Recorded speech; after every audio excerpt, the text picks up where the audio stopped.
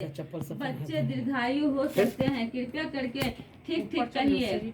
धौम्य बोले, सतयुग में सत्य वचन बोलने वाला, सत्याचरण करने वाला समदर्शी जीमूत वाहन नामक एक राजा था। एक बार वह अपनी स्त्री के साथ अपने ससुराल गया, वहीं रहने लगा। एक दिन आधी रात के समय पुत्र के शोक से व्याकुल कोई स्त्री रोने लगी, क्योंकि वह अपने बेटे के दर्शन से निराश हो चुकी थी। उसका पुत्र मर चुका था। वह रोती हुई कहती थी, हाय मुझ बूढ़ी माता के सामने, मेरा बेटा मरा जा रहा है।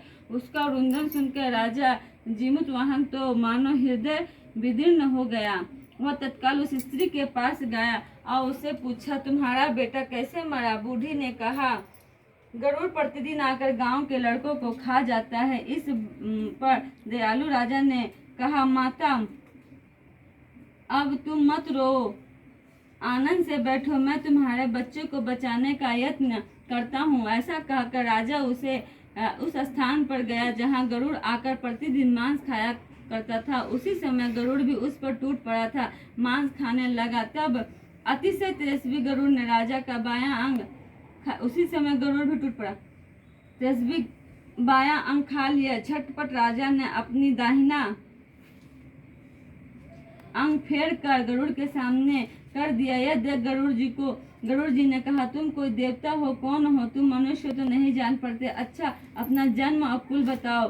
पीड़ा से व्याकुल मन वाले राजा ने कहा, हे पक्षीराज, इस तरह के प्रश्न करना व्यर्थ है, तुम अपनी इच्छा भर मेरा मांस खाओ। यह सुनकर गरुड़ रुक गए और बड़े आदर से राजा के जन्म और कुल की बात पूछने लगा। राजा ने कहा, मेरी माता का नाम सभ्य और मेरे पिता का नाम शालिवाहन है। सूर्य वंश में मेरा जन्म हुआ। मैं जीमूत वाहन मेरा नाम है।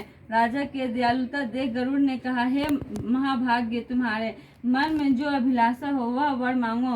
राजा ने कहा, हे पक्षीराज, यदि आप मुझ पर वर देना चाहे तो वर तो दीजिए कि आपने अब तक जिन प्राणियों को खाया वे सब जीवित हो जाए।